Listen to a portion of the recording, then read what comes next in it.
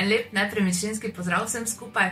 Danes vam bomo pokazali eno prav posebno stanovanje, ki se nahaja v metuljčku. In kaj točno metuljček je?